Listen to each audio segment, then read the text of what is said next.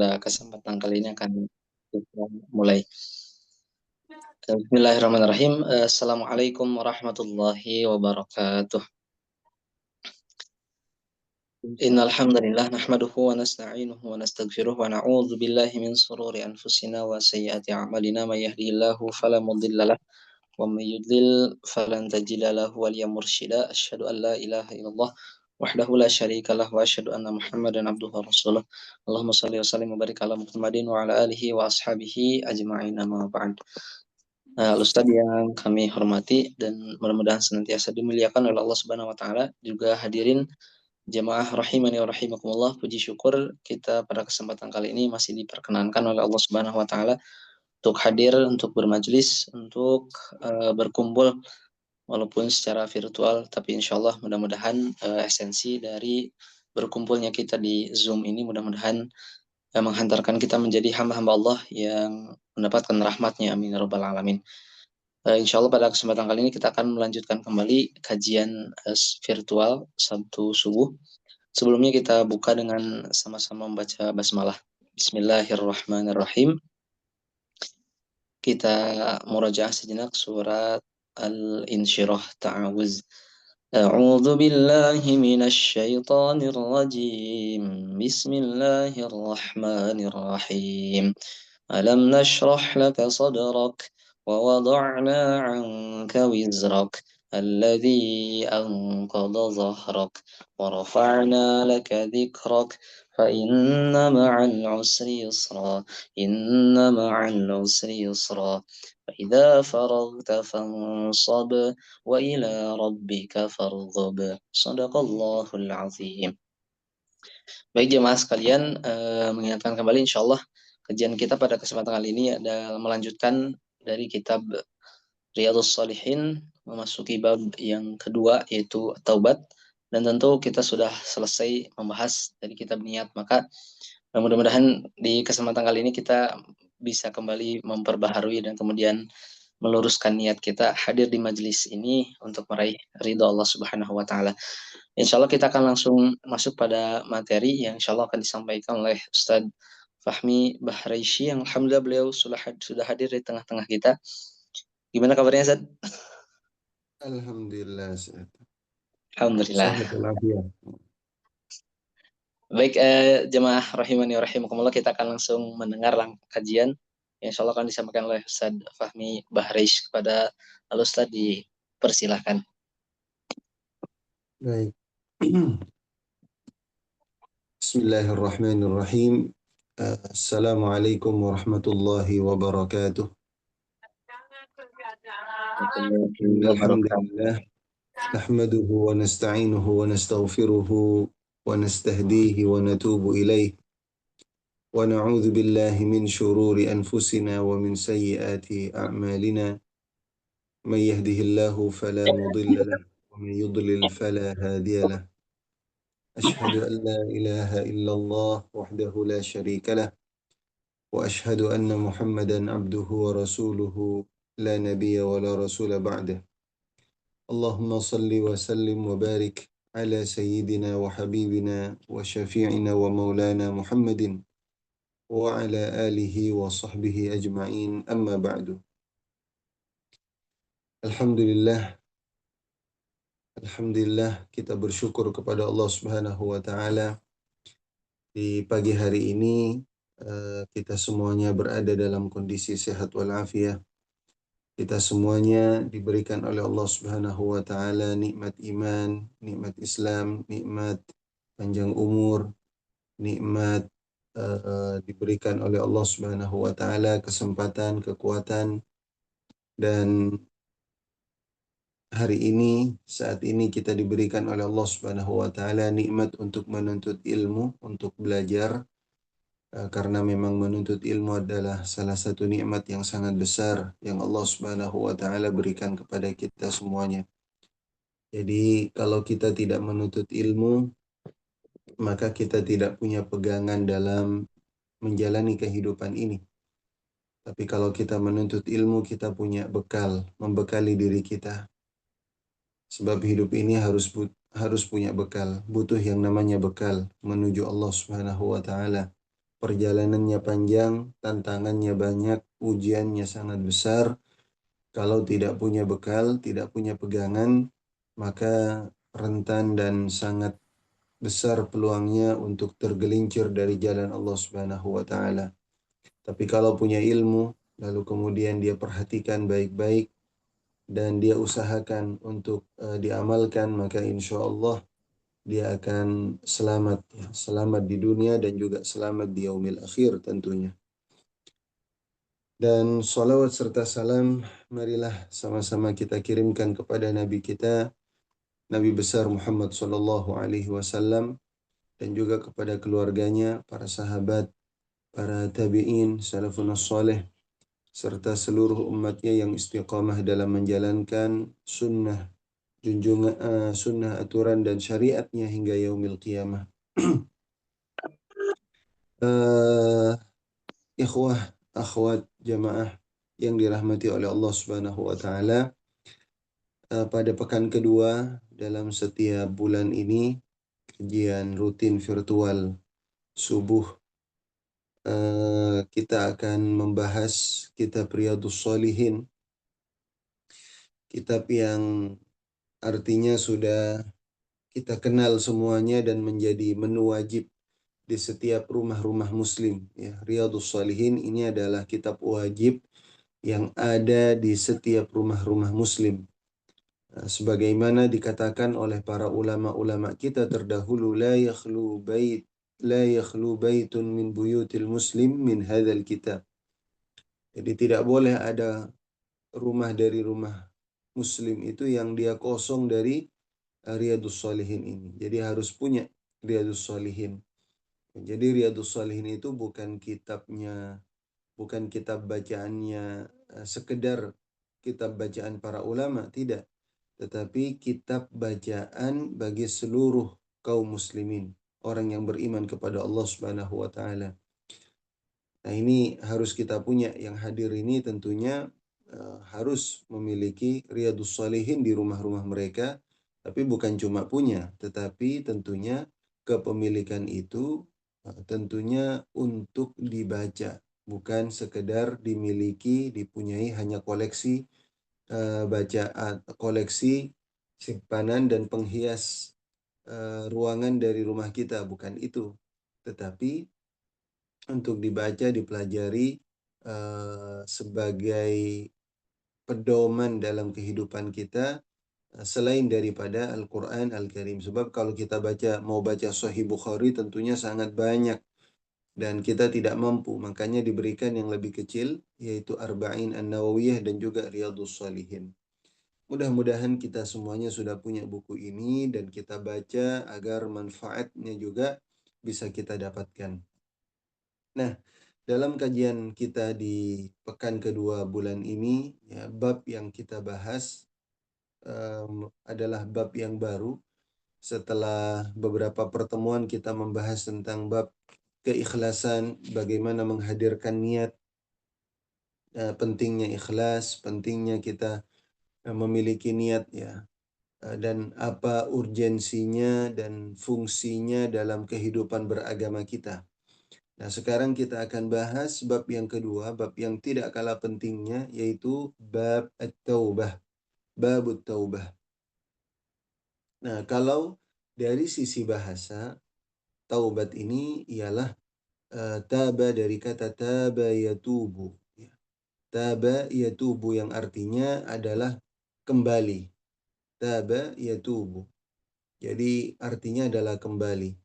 Nah, kalau taubat itu dalam arti syariat, ya, dalam definisi syariat ialah dia kembali kepada jalan Allah Subhanahu wa taala. Dia kembali kepada jalan Allah Subhanahu wa taala setelah tadinya menyimpang, keluar dari garis yang sudah ditetapkan oleh Allah, dari batasan yang Allah Subhanahu wa taala sudah tetapkan bagi setiap muslim. Nah, ketika dia keluar, nah, Allah Subhanahu wa taala memberikan namanya mekanisme cara bagaimana kita kembali kepada jalan yang benar. Ya. Inilah yang dinamakan dengan taubat. Nah, kalau kita perhatikan Allah Subhanahu wa taala itu sangat-sangat perhatian dan penyayang. Ya, betapa Allah Subhanahu wa taala perhatian dan sayang kepada kita semuanya.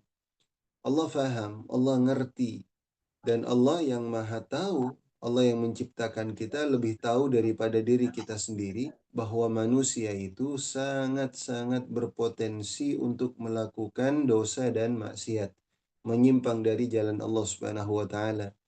Karena memang salah satu perangkat yang Allah Subhanahu wa taala berikan dalam diri manusia, ya, ada yang namanya perangkat nafsu. Ada yang namanya perangkat nafsu, yang mana nafsu ini berkolaborasi dengan syaitan, ya, dengan syaitan untuk menggoda dan merayu manusia. Setannya menggoda dan nafsu manusia itu cenderung untuk melakukan hal-hal yang menyimpang dari ajaran Allah. Wa inna nafsa la ammaratun bisu, kata Allah Subhanahu wa taala. Dan sungguh nafsu itu la ammarah. Ya, dalam bahasa Arab ammarah itu yang selalu mengajak. Jadi bukan hanya sekali-sekali ajakannya, tetapi ajakannya itu berkali-kali dan sangat kuat. Ammaratun bisu, selalu mengajak kepada yang namanya keburukan, membujuk, ya, merayu kepada yang namanya keburukan. Nah, manusia sebagaimana disebutkan bahwa al-insan mahallul khata' wan nisyan. Namanya manusia itu tempatnya khata' wan nisyan, melakukan kesalahan dan kealpaan. Suka lupa, suka salah, ya. Makanya Allah Subhanahu wa taala berikan cara terbaik bagaimana agar dia bisa kembali. Bagaimana agar dia bisa bersih lagi. Nah, ternyata Allah Subhanahu wa taala memberikan cara yang paling baik, ya. Kalau kita perhatikan dulu Bani Israel, mereka juga ada caranya bagaimana bertaubat kepada Allah Subhanahu wa taala. Apa kata Allah Subhanahu wa taala? Faqtulu anfusakum dzalikum khairul lakum inda bari'ikum fataba 'alaikum. Bayangkan cara bertaubatnya dulu Bani Israel itu adalah dengan cara dibunuh diri mereka sendiri. Faqtulu anfusakum. Nah, itu bunuh diri itu cara yang Allah Subhanahu wa taala berikan kepada kalangan Bani Israel untuk mereka bertaubat kepada Allah dengan cara membunuh. Fataba ilaikum faqtul anfusakum dzalikum khairul lakum inda barikum fataba alaikum. Nah, baru kemudian Allah berikan taubat kepada mereka. Jadi disuruh bunuh diri dulu, itu baru kemudian akan dapat taubat dari Allah Subhanahu wa taala. Tapi manusia alhamdulillah Allah Subhanahu wa taala, tapi umat Islam, umat Muhammad sallallahu alaihi wasallam tidak demikian. Allah berikan cara pertaubatan yang sangat mudah, yang sangat ringan, yang dengan bertaubat yang terpenting dia serius, kemudian sungguh-sungguh, dan ada penyesalan, nanti akan kita baca syarat-syaratnya, maka sudah cukup bagi dia untuk kemudian bertaubat kepada Allah Subhanahu wa taala dan diterima taubatnya insyaallah. Nah, ini juga beda. Kita lihat kalau di agama-agama yang lainnya, Kristen, ya, kita tahu di antara di dalam ajaran mereka pengampunan dosa itu ada diperjualbelikan. Ya. Nah, mau taubat itu mereka harus bayar dulu. Ya, ada namanya surat pengampunan dosa dan seterusnya. Itu. Mereka beli dulu atau mereka datang lalu kemudian ambil itu surat pengampunan dosa. Tapi di dalam agama Islam tidak demikian. Agama Islam sangat mudah. Kapanpun, dimanapun. Kita tidak harus ke masjid untuk bertaubat. Kita ada di rumah bertaubat kepada Allah, istighfar kepada Allah, itu sudah cukup. Ya. Kita mau ke masjid juga boleh. Dimanapun kita sedang ada di tempat kerjaan kita, lalu kemudian kita ingin taubat kepada Allah, bisa.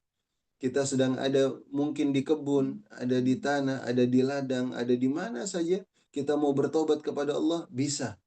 Kita bahkan sedang nyetir, ya, sedang ada di jalan, lalu kemudian kita sadar, menyesal, lalu kemudian dalam perjalanan itu kita bertaubat kepada Allah. Sangat bisa.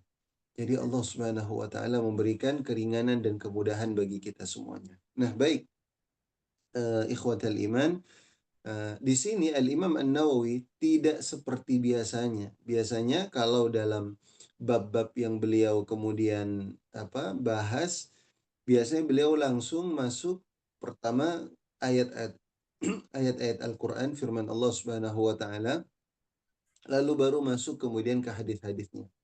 Tapi dalam bab taubat ini ternyata tidak. Al-Imam An-Nawawi itu memberikan sedikit muqaddimah dan penjelasan tentang taubat. Ini menunjukkan pentingnya taubat. Ya, jadi beliau sedikit memberikan keterangan, tentunya tidak banyak, hanya beberapa penjelasan saja yang berkenaan berkaitan dengan apa itu taubat. Nah, di sini beliau menyebutkan qala ulama, para ulama berkata. Ya, para ulama berkata ini. At-taubatu wajibatun min kulli dzambin. Taubat itu wajib, ya. Wajibah min kulli dzambin, dalam setiap dosa.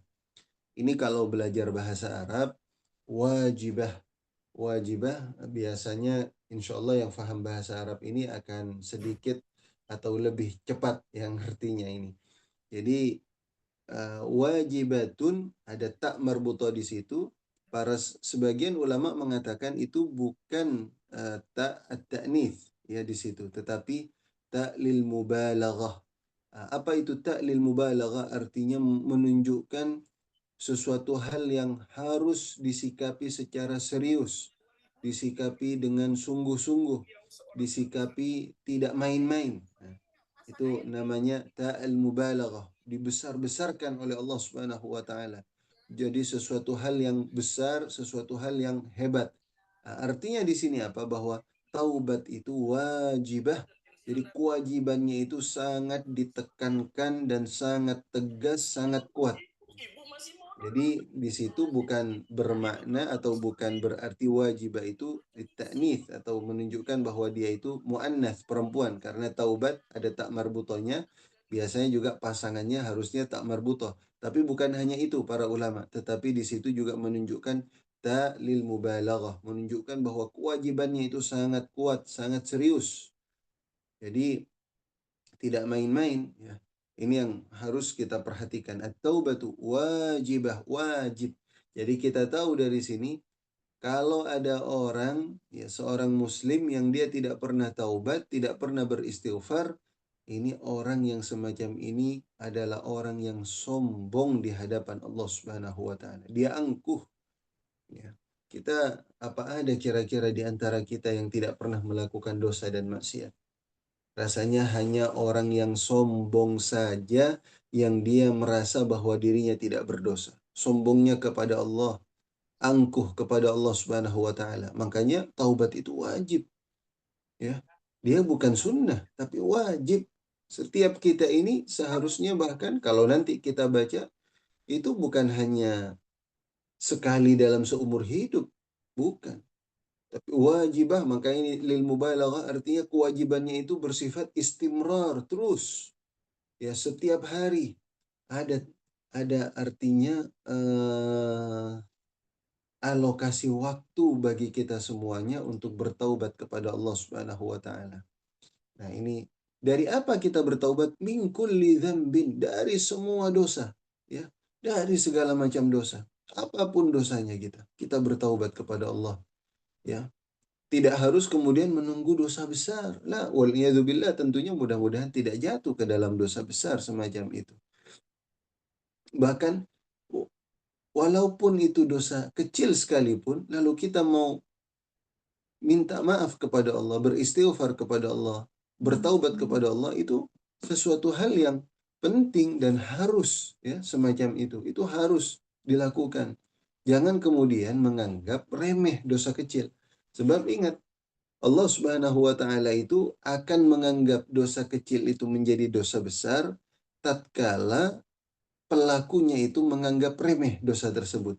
Sebab yang salah satu yang menjadikan dosa itu menjadi besar adalah sikap dari pelakunya itu yang meremehkan dosa tersebut. Itu kalau disebutkan apa saja dosa besar, al-kabair itu, Al-Imam Az-Zahabi menyebutkan, ya banyak sekali. Ada menyekutukan Allah, ada membunuh orang yang tidak, artinya dengan cara yang tidak benar, kemudian dia berzina atau minum khamar, dia makan harta riba, dia yang sekarang sedang banyak, wal'iyadu dia melakukan hubungan sesama jenis, ya, liwat dan seterusnya. Nah, ini jamaah sekalian, ikhwatal iman, ini tentunya sudah pasti dosa besar. Tapi di antara itu semuanya ada yang disebutkan oleh para ulama, yaitu ketika seseorang sudah meremehkan dosa kecil. Nah, ini bahaya. Ini yang banyak tidak disadari oleh kebanyakan dari kaum muslimin. Dia menganggap, ini kecil, ini enteng, ini remeh. Nah, sikap yang semacam itu justru mengantarkan dia atau merubah dosa tersebut menjadi yang tadinya kecil menjadi besar. Dikarenakan sikapnya yang meremehkan dosa tersebut, jamaah sekalian. Karena dia sudah menganggap remeh Allah. Allah sudah berikan batasan, tapi kemudian dia remehkan. Dia kecilkan itu. Dia abaikan. Nah, ini yang sangat-sangat dikecam oleh Allah Subhanahu wa taala. Makanya min kulli dzambin, dari semua dosa, fa in kanatil ma'siyatu. Kemudian diberikan penjelasan yang lebih rinci. Kalau maksiatnya bainal abdi wa bainallahi ta'ala, ya, antara hamba dengan Allah Subhanahu wa taala, ya, antara hamba dengan Allah. Jadi dosanya itu antara kita dengan Allah. Apa dosa antara kita dengan Allah? Seperti tadi ada melakukan kemusyrikan, wal billah, ya, kemudian apa? Kita makan harta riba, kemudian meninggalkan sholat, ya, secara sengaja atau juga biasa menunda-nunda sholat, ya, itu juga termasuk dalam dosa besar. Kemudian juga sumpah palsu dan sebagainya, itu juga adalah dosa besar. Makan harta haram, itu juga dosa besar, dan banyak yang lainnya. Ini bainal abdi wa rabbih, antara hambanya, antara seorang hamba dengan Allah Subhanahu wa taala. Jadi jika, ya, jika dosanya itu dosa yang maksiat yang dia lakukan, itu kaitannya antara dia dengan Allah Subhanahu wa taala, la tata'allaqu bihaqqin adami, dan tidak ada kaitannya dengan hak-hak manusia, hak orang lain, bihaqqin adami, falaha thalathatu syurutin. Maka ada 3 syarat, ya. Jadi tidak kemudian apa, dia bertaubat sembarangan juga gitu. Tapi ada syaratnya. Syarat diterimanya taubat itu apa saja? Yang pertama, nah, ini perlu diperhatikan. Jadi biar taubat kita itu tidak menjadi sia-sia, tidak percuma, ya, agar taubat kita diterima oleh Allah Subhanahu wa taala. Apa yang pertama? Kata Allah Subhanahu wa kata Allah, an yuqli'a anil ma'siyah. Ya, an yuqli'a anil ma'siyah. Apa itu yuqli'a anil ma'siyah? Dia meninggalkan maksiatnya. Ya, dia tinggalkan maksiat. Bukan justru masih senang sama maksiat. Nah, dia mengatakan, oh ya, saya sudah istighfar saja, saya minta ampun kepada Allah. Tapi dia masih melakukan itu. Dia bermaksiat, dia minta ampun dan masih melakukannya. Tidak semacam itu. Nah, makanya kata apa? Dalam satu hadis, walaupun ada yang mengatakan hadis ini dhaif, tetapi dalam hal ini boleh diterima walaupun dhaif. Tapi ada juga yang mengatakan dia adalah hadis yang hasan, tidak sampai pada tingkatan sahih. Apa kata Rasul sallallahu alaihi wasallam? Al-mustaghfiru minadz-dzunub, orang yang minta ampun dari dosa. Al-musirru ala al-mustaghfiru bil lisan wal musirru ala dzunub. Orang yang istighfar dengan lisan aja, ya, istighfar istighfar, tapi nggak serius dia istighfar. Tanda bahwa dia tidak serius apa? Dia istighfar tapi masih senang sama maksiat. Al-musirru ala dzunub. Tapi dia masih terus melakukan apa yang namanya dosa dan maksiat. Al-musir ala dzunub. Apa kata Rasulullah? Hadzakal mustahzi bi rabbi. Itu orang yang semacam itu, dia sedang mempermainkan Allah Subhanahu wa taala. Dia ingin menipu Allah. Dia menghina Allah Subhanahu wa taala. Lisannya istighfar, tapi ternyata hatinya masih senang. Senang untuk melakukan dosa, senang melakukan kemaksiatan. Nah, ini tidak termasuk orang yang akan diterima taubatnya. Nah, nanti kita lihat ya. Nah, Ustadz, bagaimana kemudian saya sudah istighfar, tapi nanti pada hari yang lainnya ternyata saya jatuh lagi. Nah, lihat jatuhnya itu kenapa dia melakukan kemaksiatan. Apa sebelumnya ada penyesalan cuma karena memang dia tidak tahan, sudah lemah, godaan begitu kuat dan kencang akhirnya jatuh, lalu kemudian dia nyesal lagi. Orang yang semacam ini tidak termasuk. Ya, tapi kalau orang yang istighfar, tapi sebenarnya hatinya masih masih pengen melakukan maksiat itu. Ya, apalagi nggak ada penyesalan. Sebab yang kedua, apa kata Al-Imam An-Nawawi? An yandam ala fi'liha. Dia harus menyesal ya atas maksiat yang dia lakukan. Harus ada penyesalan. Ya, penyesalan bukan di lisan, penyesalan adanya di hati. Dan siapa yang tahu? Kita dengan Allah Subhanahu wa taala. Harus jujur. Harus jujur diri kita. Mungkin kalau manusia bisa dibohongi, ya manusia bisa dibohongi. Kita berdoa, angkat tangan, kita menangis, masya Allah, ya terseduh-seduh dengan tangisannya. Tapi padahal itu hanya sebuah permainan saja. Itu hanya sinetron, ya.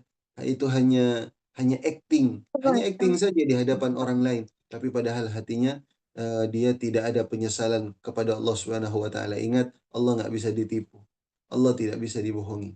Nah, orang yang semacam itu, dia istighfar dengan lisannya, tapi di dalam hatinya tidak ada penyesalan, dia tidak termasuk di dalam orang yang akan diterima taubatnya oleh Allah Subhanahu wa taala walaupun sudah aktingnya sudah paling bagus dia. Sudah nangis luar biasa. Tapi semuanya kembali kepada hati jamaah sekalian, ya. Makanya hati kita ya istighfar kepada Allah, tinggalkan maksiat, yukli anil maksiyah. Tinggalkan maksiat tersebut lalu kemudian diiringi dengan perasaan menyesal betul kepada Allah Subhanahu wa taala. Biasanya kalau sudah menyesal ya, nah itu nantinya akan muncul ya ekspresi-ekspresi penyesalan itu. Apa bentuk ekspresi penyesalan? Ya salah satunya tangisan. Walaupun ingat tangisan itu bukan tanda bahwa dia benar-benar taubat ya.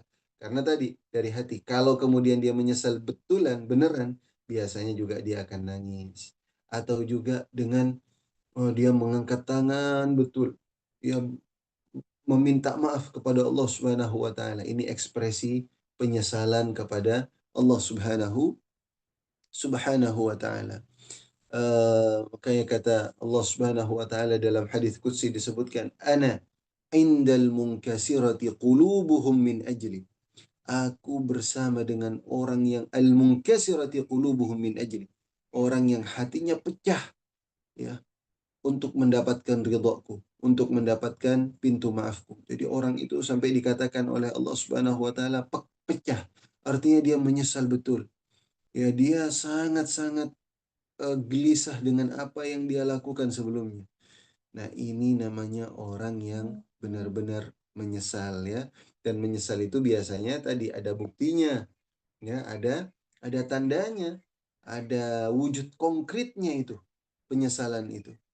Ya, nanti akan kita lihat bagaimana contoh-contoh dari satu penyesalan yang luar biasa baik dari para sahabat dan juga yang lainnya semacam itu.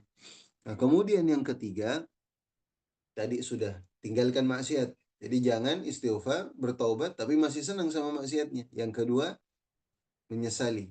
Sesali apa yang sudah kita lakukan, ya. Wa an ya'zim. Nah, biasanya kalau sudah menyesal ini ya'zim ala alla ya'uda ilaiha abadan. Dia bertekad. Ingat Imam Nawawi menyebutkan di sini dia punya tekad. Tapi apakah ada jaminan bahwa dia tidak akan kembali lagi? Nggak ada jaminan. Sebab namanya manusia. Ya, kalau dia jatuh lagi dikarenakan memang dia lemah, ya dikarenakan memang godaan yang sangat kuat sampai kemudian dia jatuh lagi, lalu menyesal lagi, tidak termasuk di sini. Ya, tapi kalau dia memang dari awal nggak punya tekad, ya, untuk tidak kembali lagi, nggak ada tekad dia, tidak ada satu perjuangan, ya dia tidak berperang melawan yang namanya maksiat tersebut, dan ya'zima ala ayyauda ilaiha abadan, dia nggak punya tekad dan punya keinginan keras ya untuk menjauhi maksiat tersebut, ini dia tidak diterima taubatnya. Jadi jamaah sekalian, Ketika kita berdoa kepada Allah, minta kepada Allah, ya Allah, saya minta maaf atas segala dosa yang saya lakukan, ya Allah. Kemarin saya melakukan ini, ya Allah. Dalam hati kita, ikhwatal iman, harus ada penyesalan. Dan kita berjanji kepada Allah, ya Allah, saya berjanji, ya Allah, kepadamu, saya tidak mau melakukan ini lagi.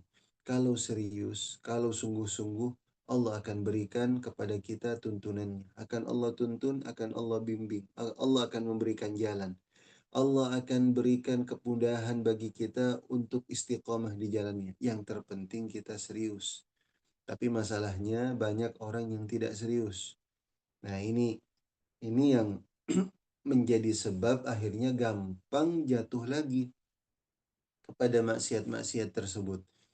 Nah, ini kaitannya dengan dosa yang berhubungan dengan dengan Allah Subhanahu wa taala, tidak ada kaitannya dengan hak-hak manusia atau hak orang lain. Nah, sekarang apa kata Imam Nawawi? Fa in fuqida ahadus thalatha. Kalau salah satu dari ketiganya itu tidak kita miliki, nggak dimiliki sama kita, tidak memenuhi tiga syarat itu. Jadi tiga-tiganya ini harus ada. Saat saya ada dua, yang satu enggak. Bagaimana? Apa kata Imam Nawawi? Satu saja tidak ada. Lam tasih taubatuhu. Taubatnya itu tidak sah. Tidak diterima. Tidak sampai kepada Allah Subhanahu wa taala. Jadi begitu ikhwatal iman, ya. Jadi kalau taubat kepada Allah, tiga syarat itu harus kita miliki. Wa in kanatil ma'siyatu, kalau maksiatnya tata'allaqu bi adamiyyin, ya, berkaitan dengan sesama manusia, ada hak manusia. Kita dosanya bukan hanya kepada Allah tapi juga kepada manusia. Apa misalnya? Ya, kepada manusia, misalnya membunuh. Ya, ini tentunya membunuh. Bagaimana kemudian kalau kemudian kita melakukan pembunuhan? Waliyadzubillah, mudah-mudahan Allah jaga tentunya ya. Nah, ini beda lain, ya, lain lagi. Atau kita mencuri barang orang lain, ya, mengambil barang milik dari orang lain, ya. Atau juga kita merampas kehormatan kehormatan dia, ya, baik fisiknya ataupun juga kehormatan yang bersifat ya maknawi, ya, bukan tidak ada kaitannya dengan fisik tapi bersifat maknawi. Nah, ini bagaimana? Nah, ternyata ada tambahannya, ya. Fasyurutuha arba'atun. Nah, syaratnya ada 4. Hadhihi thalatha, 3 yang tadi itu harus ada, yang 3 itu harus ada. Dia mencuri barang, punya orang lain dia ambil, ya. Ya, berapa Ustaz? Berapapun itu. Ini nggak ada kaitannya dengan hukum kisos, nggak ada kaitannya. Ini kaitannya dengan dosa. Sebab kalau kisos memang ada nisabnya. Tapi kalau kaitan dengan dosa nggak ada nisabnya. Dia mau berapapun yang dia ambil milik dari orang lain, dia berdosa. Hak orang lain, dia berdosa di hadapan Allah Subhanahu wa taala dan berdosa kepada orang tersebut. Maka 3 yang tadi harus dia punya itu, ya. Kemudian tambah satu lagi. Hadhihi thalatha, lalu kemudian tambahannya apa? Wa an yabra min haqqi sahibihi. Nah, dia harus bersih, ya, dari hak dari temannya, dari sesamanya. Jadi harus mengembalikan haknya. Bagaimana itu? Fa in kanat malan aw nahwahu raddahu ilaih. Kalau hak yang diambil itu berupa harta, ya materi, kita kembalikan. Kita mencuri, berapa yang kita curi? Misalnya kita mencuri barang dia atau milik dia itu uang sebanyak 100.000. Berapa yang harus kita kembalikan? 100.000. Ya. Kalau bisa 100.000, 100.000. Tapi kalau umpamanya misalnya orang tersebut sudah nggak punya uang lagi deh. Ternyata dia bangkrut apa segala macam, nggak punya uang lagi, dan dia punya uang di bawah dari 100.000 dan dia kembalikan itu. Lalu kemudian dia minta maaf. Maka insya Allah itu juga sudah cukup. Ya, kalau dimaafkan itu sudah cukup. Ya. Jadi harus dikembalikan hartanya itu. Kalau yang dia ambil, ya, yang dia ambil itu berupa kendaraan, berupa barang, harus kembalikan barangnya kepada orang tersebut. Ya, bagaimana kalau barangnya hilang? Ya berarti harus diganti. Ya tinggal nanti sampaikan bagaimana cara penggantiannya. Kalau misalnya mau diuangkan, sudah disepakati, nggak apa-apa, silahkan. In kana malan aw nahwihi raddahu ilaihi. Ya, kalau itu berupa harta, berupa uang, berupa materi harus dikembalikan berupa materi itu sendiri. Jadi itu yang pertama. Ya, kalau berupa uang, nah ini haknya berupa harta, materi. Wa in kanat hadda qadhfin wa nahwahu makkanahu minhu aw talaba afwah. Kalau dia menuduh, hati-hati, ini yang banyak sekali tidak disadari. Kadang kita terbebas ya dari yang tadi materi, terbebas. Insya Allah saya enggak. Insya Allah saya tidak mencuri hartanya orang lain. Tapi apa? Hak yang bersifat apa, dia menuduh orang lain, kehormatannya orang lain. Ada wanita dituduh berzina, ya, dituduh nyeleweng, menyimpang dan sebagainya. Hati-hati. Ya, orang yang menuduh wanita berzina itu adalah dosa besar. Nah, kecuali dia mendatangkan bukti yang sesuai dengan syariah. Kalau ada orang yang menuduh wanita, ya, wah, wanita tersebut melakukan perzinahan, kita harus datangkan, minta kepada dia saksinya. Saksinya apa itu? 4 saksi mata. Ya, saksinya ini melihat secara langsung dan jelas. Ya, bukan berupa video, bukan, tapi melihat langsung secara jelas bahwa memang dia melakukan perzinahan. Dan melihatnya itu bukan hanya melihat sekedar bercumbu, mohon maaf, tetapi dia melihat langsung. Yang namanya bersetubuh, itu dia langsung tahu bahwa adanya hubungan kelamin dan sebagainya. Itu dia lihat itu. Makanya eh, hukum rajam dan perzinahan itu diberikan syarat yang sangat ketat oleh Allah Subhanahu wa taala, sebab ini berkaitan dengan kehormatan. Jadi orang tidak gampang melemparkan tuduhan. Jadi syaratnya ketat betul. Harus ada 4 orang yang melihat ayanan secara langsung. Ya, kalau ada orang yang melihat, oh dia masuk ke kamar itu berdua itu. Nah, kita tidak bisa tidak boleh menuduh bahwa dia melakukan perzinahan. Nah, tapi mungkin ya dia melakukan perbuatan-perbuatan yang menuju kepada perzinahan, ya. Tapi kita memastikan bahwa mereka berdua berzina, jangan, tidak boleh. Tapi melakukan langkah-langkah yang menuju kepada perzinahan, ya betul. Ya itu nggak boleh masuk kamar berdua ya dengan wanita yang bukan mahramnya, atau perempuan, kalau perempuan dia masuk dengan laki-laki yang bukan mahramnya dan seterusnya, itu tidak boleh. Haram itu. Ya, itu dilarang. Nah, cuma kalau sampai pada tingkatan dia menuduh bahwa dia melakukan zina, ya, oh ngapain lagi dia di sana? Lalu kemudian dia berbuat apa? Sudah berduaan di dalam kamar, apalagi nggak boleh sampai kita bisa melihatnya secara langsung. Tapi kita mengatakan bahwa dia ini melakukan perbuatan yang haram dengan cara apa? Dia berdua-duaan itu di kamar. Apa yang dilakukan? Nggak tahu dia. Tapi yang jelas, perbuatan tersebut sudah melanggar syariat. Dan itu juga dosa besar di hadapan Allah Subhanahu wa Ta'ala. Nah, makanya nggak boleh melemparkan tuduhan sembarangan. Sampai di dalam surat An-Nur itu dijelaskan oleh Allah Subhanahu wa Ta'ala, "Walladzi yarmil muhsanat minal mu'minat." Siapa yang kemudian dia melemparkan tuduhan kepada wanita-wanita yang muhson, yang terjaga, yang beriman. Apa kata Allah Subhanahu wa taala? Dia harus datangkan. Dia harus datangkan dengan saksi dan bukti. Kalau dia tidak bisa mendatangkan, waduh bahaya ini. Justru berbalik kepada orang yang menuduh itu. Laknatullah. Allah akan melaknat orang tersebut. Nah, makanya ada hukum yang namanya hukum li'an ini. Kalau sudah sampai ada orang misalnya suami istri ya, yang mana suami menuduh istrinya sudah melakukan penyimpangan semacam itu, tapi istri mengatakan tidak. Oh, ini saling tuduh menuduh, maka tingkat terakhir adalah saling melaknat, ya. Ya, kalau kamu bohong, kamu dilaknat sama Allah. Tapi kalau saya yang bohong, saya yang dilaknat sama Allah. Sampai pada tingkatan yang semacam itu. Tapi ini makanya jangan sampai ya. Jangan sampai apa eh, sampai pada tingkat di mana suami istri saling saling melaknat satu dengan yang lainnya. Luar biasa, laknat ini jangan dianggap remeh.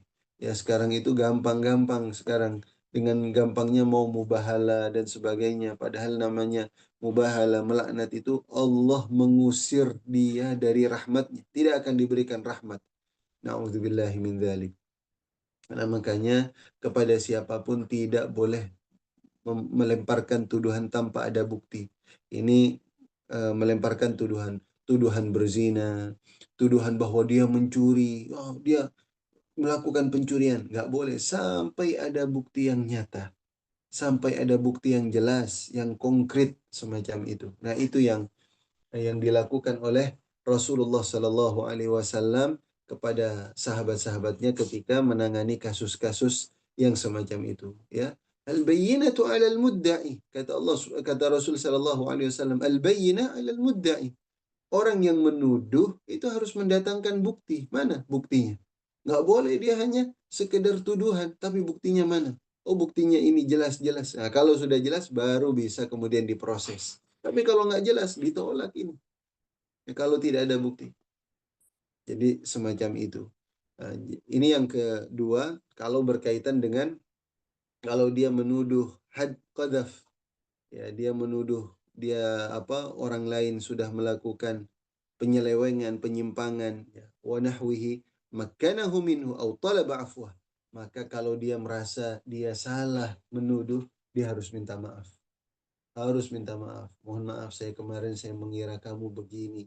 Saya menuduh kamu seperti ini. Saya menuduh kamu seperti ini dan seterusnya. Dia harus datang dan minta maaf kepadanya. Harus datang minta maaf. Jadi nggak boleh kemudian dia merasa tenang, santai dengan itu semuanya. Nggak boleh, dia harus minta maaf kepada orang tersebut, jamaah sekalian. Jadi begitu ya. Ini kalau sampai menuduh, makanya dalam Islam itu dilarang ya. Su'udzon saja ya. Punya prasangka buruk kepada saudara kita itu dilarang. Ya, dilarang itu. Jangan sampai kemudian punya sangkaan-sangkaan buruk. Mungkin ada lintasan. Ya kalau sekedar lintasan nggak ada masalah. Tapi kalau kemudian ah, dia suudzon, bagaimana seseorang, dugaan seseorang itu dikatakan sebagai suudzon kalau terbukti dengan, kalau dia sudah sampai ucapkan dengan lisannya. Dia punya sangkaan, lalu kemudian dia sampaikan, utarakan kepada orang lain, jatuh ke dalam dosa suudzon itu. Atau sikap dia yang berubah. Ya, sikap dia yang berubah. Yang tadinya baik kepada orang tersebut, akhirnya berubah. Dikarenakan apa? Di dalam hatinya. Ada prasangka buruk kepada orang tersebut. Itu sudah masuk ke dalam yang namanya su'udzan. Iyakum wadzan fa inna dhanna akdzabul hadith, kata Rasul sallallahu alaihi wasallam. Jangan kalian melakukan dugaan-dugaan. Sebab sangkaan buruk itu akdzabul hadith, adalah seburuk-buruk atau sedusta-dustanya ucapan. Ucapan yang paling dusta. Nah, makanya kenapa kok suudzon dengan ucapan yang paling dusta? Nah, ini isyarat dari Rasulullah bahwa sebuah dugaan dari kita itu tidak dikatakan suudzon sampai ada wujudnya berupa kita ucapkan, sampaikan kepada orang lain, atau berupa sikap. Nah, ada perubahan sikap. Nah, ini termasuk dalam suudzon kepada orang lain. Oh, berubah dia. Dikarenakan apa? Ada sangkaan yang buruk. Padahal belum ada bukti yang jelas, ya, yang nyata. Nah, ini juga yang semacam ini tidak boleh. Makanya jangan suka menuduh orang lain, menyangka orang lain. Sebab kalau sudah menyangka orang lain dan sebagainya, dia masuk ke dalam satu dosa. Dan untuk mendapatkan ampunan dari Allah, itu Allah memberikan syarat tambahan. Kamu harus minta maaf dulu kepada dia. Nggak bisa kemudian kita, ya Allah saya minta maaf ya Allah, saya sudah menyangka buruk, saya sudah menuduh orang tersebut begini, begini, begini ya Allah, tolong maafkan saya ya Allah. Nggak bisa, tidak cukup. Dia harus minta maaf kepada orang tersebut yang sudah dia tuduh, ya. Ini kehormatan dia. Baik. Kemudian wa in kanat ghibatan istahallahu minha. Kalau ghibah, ya, dibicarakan aibnya, keburukannya, ya, kita jadikan sebuah perbincangan di majelis kita, siapa fulan fulan fulan, ghibah, kita minta untuk dihalalkan, minta untuk dihalalkan. Apa itu ghibah? Nanti sebenarnya ada babnya secara khusus ghibah itu. Ghibah itu Rasulullah sudah mengatakan, pernah ditanya oleh sahabat, "Mal ghibatu ya Rasulullah?" Apa itu ghibah ya Rasulullah? "Dzikruka akhaka bima takrah," kata Rasulullah. Kamu menyebut hal-hal yang tidak disenangi sama saudara kamu. Ya, dia nggak senang kalau sekiranya umpamanya kita berbicara, membicarakan teman kita, dan kalau teman kita itu dengar, dia itu nggak senang, itu termasuk ghibah. Itu termasuk ghibah, ya. Ya, tentunya ada beberapa pengecualian kalau umpamanya itu untuk menyelesaikan permasalahan, ya bagaimana caranya ini? Nggak bisa. Saya punya fulan ini begini begini begini begini. Lalu nggak jelas ini, dan kita butuh eh, apa penjelasan namanya semacam itu.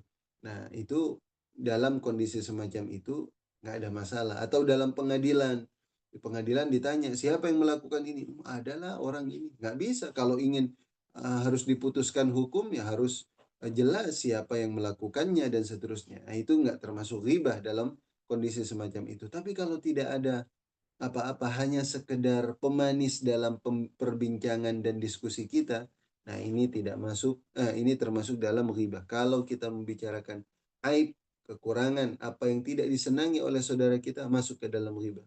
Sampai sahabat nanya, ya Rasulullah, in kana fihi ma aqul, kaif? Ya Rasulullah, kalau sekiranya yang kita bicarakan ternyata memang benar, dia semacam itu ya Rasulullah. Benar memang. Itu apakah termasuk ghibah? Apa kata Rasulullah? In kana fihi ma taqulu faqad ightabtah wa illam yakun fihi faqad bahattah. Kalau sekiranya yang kamu ucapkan, yang kamu ceritakan, yang kamu perbincangkan itu adalah benar adanya, sesuai dengan faktanya memang semacam itu, faqad ightabtah. Kamu sudah ghibah. Tapi kalau ternyata kamu mengada-ngada, itu bukan ghibah lagi, lebih besar lagi. Faqad bahattah. Kamu sudah melakukan fitnah yang besar, buhtan. Kamu sudah melakukan fitnah yang besar namanya. Jadi ghibah itu memang sesuatu hal yang ada fakta. Itu yang terjadi kepada saudara kita. Tapi kalau kita mengada-ngada, itu bukan cuma ghibah, tapi kita fitnah saudara kita itu. Nah, kalau semacam itu kita minta dihalalkan. Ya, saya kemarin berbicara yang nggak baik tentang kamu. Saya minta maaf. Nah, apakah harus disebutkan? Nah, ini para ulama berbeda pandangan. Ya, itu tidak perlu disebutkan boleh. Sebab kalau misalnya saya kemarin cerita kamu bahwa kamu begini, begini, begini, seperti ini. Oh, aduh, itu bisa tambah parah lagi nanti. Gak selesai akhirnya. Kalau memang sekiranya nanti akan muncul kemudaratan yang lebih besar. Tadinya kita mau rujuk, mau islah, tapi ketika kita ceritakan, atau sebelumnya kita nggak ada apa-apa. Nggak ada masalah. Kemarin ya Fulan, saya itu minta maaf ini. Saya kemarin ke sana, saya cerita tentang kamu bahwa kamu begini, seperti ini, seperti ini, seperti ini. Akhirnya nggak ada islah. Justru apa? Oh, ini meruncing hubungannya dan akhirnya menjadi konflik besar. Nah, nggak apa-apa ya. Kalau kita sekedar mengatakan saya kemarin melakukan berbicara tentang kamu yang nggak baik, saya minta maaf. Nah, kita kalau sudah ada orang yang kemudian berkata semacam itu kepada kita, jangan dikorek-korek. Memangnya kamu ngomongin apa tentang saya? Nah, berarti kita nggak tulus ini. Jadi kita juga harus ada ketulusan hati, kejernihan hati. Ya, orang ini sudah mau minta maaf sama kita. Sudah, nggak perlu dikorek-korek. Kamu kemarin memangnya ngomongin apa tentang saya? Oh enggak, saya nggak akan kasih maaf sebelum kamu sampaikan kepada saya. Nggak perlu. Nggak perlu. Kalau dia sudah mau minta maaf, nggak perlu kita korek-korek lagi. Oh iya iya, insya Allah. Sama-sama. Saya juga mungkin punya dosa kepada kamu, saya juga minta maaf. Nah, sudah cukup. Kalau memang dikhawatirkan nantinya itu akan membuat hubungan kita menjadi tidak baik. Tapi kalau aman-aman saja, ya boleh disebutkan apa yang sudah kita ucapkan. Wa yajibu an yatuba min jami'iz dzunub. Dan dia harus wajib untuk bertobat dari semua dosa. Dari semua dosa. Ya, dia melakukan apa saja dia harus berdosa. Dia harus bertaubat. Fa in taba min ba'dihha sahhat taubatuhu inda ahli al-haqqi min dzalika dzam. Misalnya, ya. Kita ini tentunya dosa kita banyak ya. Dosa kita banyak semuanya ini. Tidak ada pengecualian siapapun itu statusnya, apapun jabatannya ya. keilmuannya seperti apa juga tidak ada jaminan. Dia orang yang alim, kiai, ustadz segala macamnya, orang biasa bisa jadi orang yang biasa, dosanya lebih sedikit daripada yang ustadz dan sebagainya yang punya ilmu, bisa jadi semacam itu, dan banyak insya Allah yang begitu itu. Nah, eh, kalau misalnya kita ini berdosa, misalnya apa dosanya? Ada orang yang dia berdosa, eh, melakukan zina. Ada lagi dia bukan hanya zina, minum khamar, dia berjudi dan sebagainya. Lalu kemudian dia tobat, tapi tobatnya dia dari zina saja. Taubatnya diterima oleh Allah Subhanahu wa taala, tapi taubat dari zinanya saja. Ya, karena yang dia sesali tadi cuma zina. Yang dia tinggalkan hanya zina, kan semacam itu. Ada syaratnya tadi di atas, tapi khamar judi enggak. Dia nggak taubat dari itu. Maka taubat dia dari zina diterima sama Allah. Tapi yang khamar dan judi belum tentu. Sebab dia belum taubat. Tapi kalau dia sudah dari semuanya, dia rapel semuanya, semuanya akan diampuni oleh Allah politik Subhanahu wa taala. misalnya kan nggak ada yang menghargai ya tetap jalan. Wa baqiya alaihil baqi. Sedangkan yang lainnya itu tersisa, ya.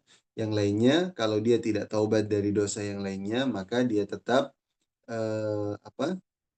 Butuh taubat secara khusus. Wa qad tadhaharat dalail alkitab was sunnah wa ijma'ul ummah ala wujubit taubah. Dan dalil dari kitab, sunnah, ijma' para ulama menunjukkan bahwa taubat itu wajib. Ini ijma'.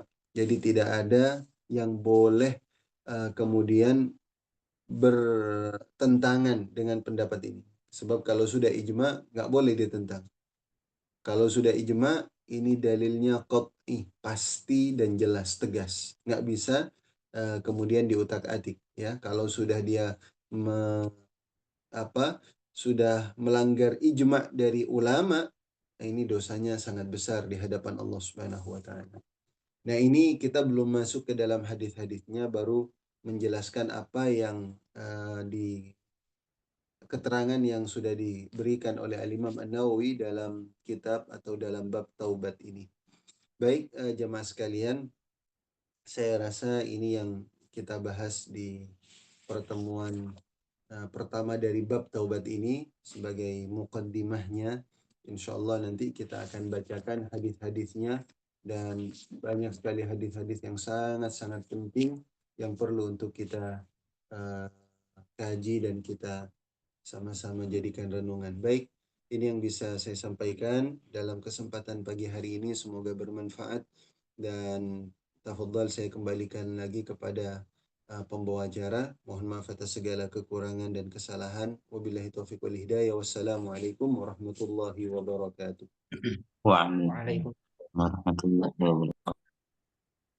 Baik, syukuran jazakallah khair pada Ustaz yang sudah menyampaikan eh, bahasan tentang taubat yang jelas, gamblang, dan insya Allah bisa kita pahami bersama. Di antara inti dari kajian tadi adalah yang pertama, syarat-syarat taubat itu sangat rinci tadi disampaikan. Itu yang pertama eh, adalah eh, meninggalkan maksiat itu, kemudian yang kedua menyesali perbuatannya, dan yang ketiga bertekad untuk tidak mengulangi perbuatan maksiat tersebut. Itu jika tidak ada kaitannya dengan hak manusia. Tapi kemudian jika ada kaitannya dengan hak manusia, maka ditambah ada syarat keempat, yaitu meminta penghalalan atau meminta maaf. Itu barangkali pada kesempatan kali ini silahkan kita masuk pada sesi yang kedua, yaitu sesi tanya jawab. Barangkali ada yang ditanyakan, dipersilahkan.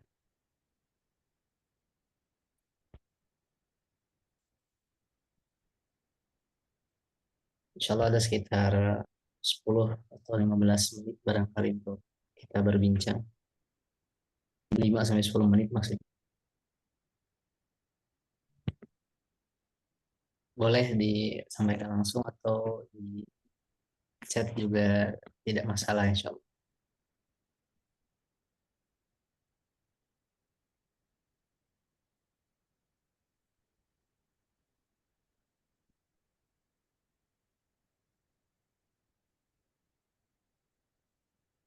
Atau sudah cukup jelas insya Allah. Ustaz, mungkin dari Ana, Ustaz, sedikit barangkali jika kaitannya dengan obrolan suami istri misalnya, yang kemudian muncul nama nama orang lain gitu ya, dengan misalnya kan meluapkan kekesalan dan lain sebagainya, misalnya istri ke suami atau suami ke istri itu, bagaimana sih? Apakah bisa masuk ke apa yang kita bahas tadi gitu? Ya, ya, ya kalau kemudian misalnya sedang ada kekesalan ya, entah suami atau istrinya, lalu kemudian dia sebutkan nama seseorang, kalau itu perbincangannya ya hanya sekedar ya tidak ada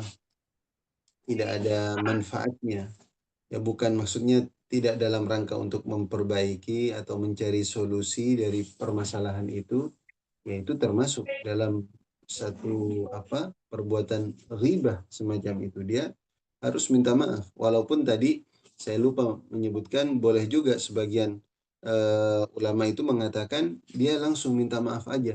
Tidak disebutkan apa dosanya, apa kesalahannya, tapi minta maaf. Ada sebagian yang mengatakan semacam itu.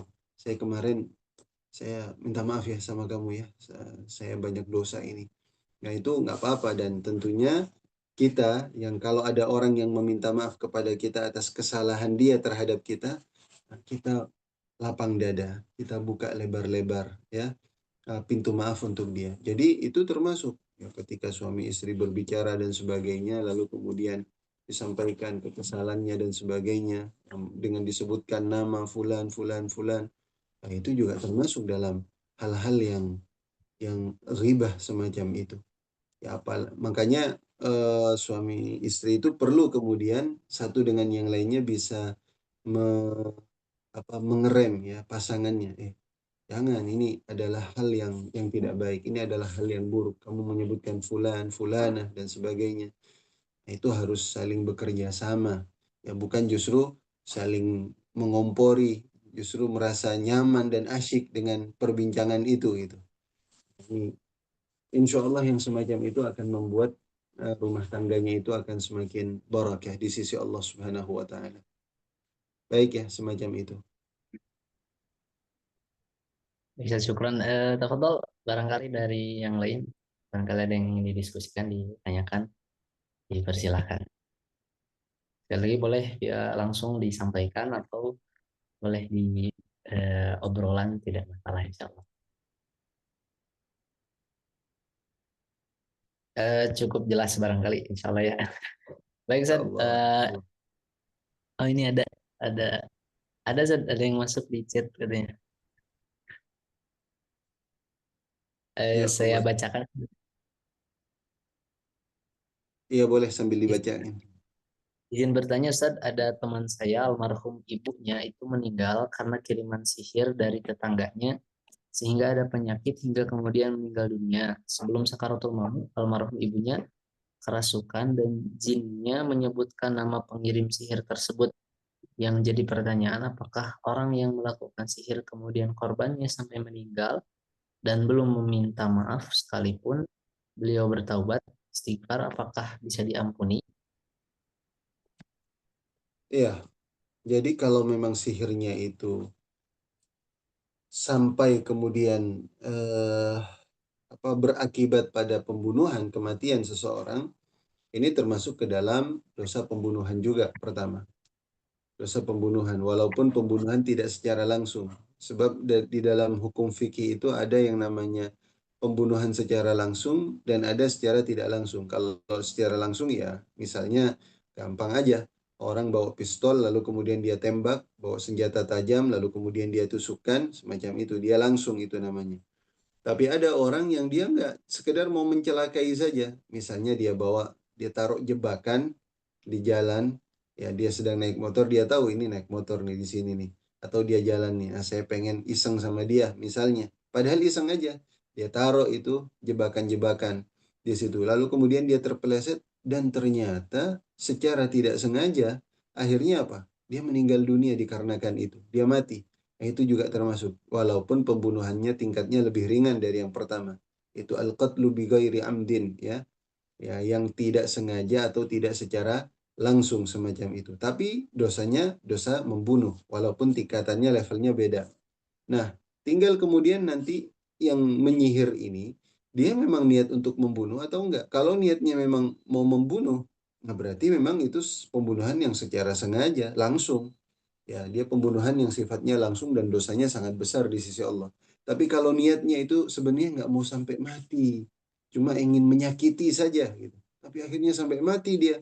Nah, ini berarti pembunuhannya tidak secara langsung, tapi tetap dosanya dosa pembunuhan yang levelnya di bawahnya dari yang tadi, yang disertai dengan niat yang langsung. Tapi ini bertambah dosanya itu dikarenakan dia menggunakan sihir. Nah, ini sudah dosa kepada manusianya besar, dosa kepada Allahnya juga besar, double-double. Wal-iyadzubillah, wal-iyadzubillah. Na'udzubillah min dzalik. Jadi sihirnya dosanya besar kepada Allah, butuh taubat yang sangat-sangat serius. Ya, sungguh-sungguh. Dan juga kepada manusianya, orang. Ya, tentunya di sini kalau sudah mati berarti kepada walinya. Ya, kepada ahli warisnya, baik itu kepada anaknya, mungkin juga kepada suaminya kalau masih ada, atau juga saudara-saudaranya, orang tuanya kalau ada, dia harus minta maaf kepada mereka. Itu sudah cukup kepada walinya. Kalau walinya sudah memberikan maaf, sudah cukup. Ustaz, apakah semua walinya harus sepakat itu memberikan maaf atau cukup satu saja itu? Wali yang paling dekat dulu. Kalau anak, dia anak berarti orang tuanya, semacam itu. Kalau dia sebagai posisinya sebagai istri, berarti suaminya. Kalau suami berarti istrinya, semacam itu. Kalau orang tua berarti anaknya. Ya, jangan kita ini kan walinya siapa ini? Oh, kakeknya ini. Itu jauh padahal ada orang tuanya masih. Nah, tetap orang tuanya yang harus dia harus minta maaf dulu kepada wali yang terdekat. Jangan ambil wali yang jauh karena dia menganggap wali yang jauh ini CS-nya dia ini gitu. Sudah yang penting cukup lah. Itu kan yang penting walinya. Enggak, wali yang terdekat dulu, baru kemudian wali-wali yang paling jauh. Jadi syaratnya itu harus dia minta maaf kepada wali-walinya. Ya semacam itu.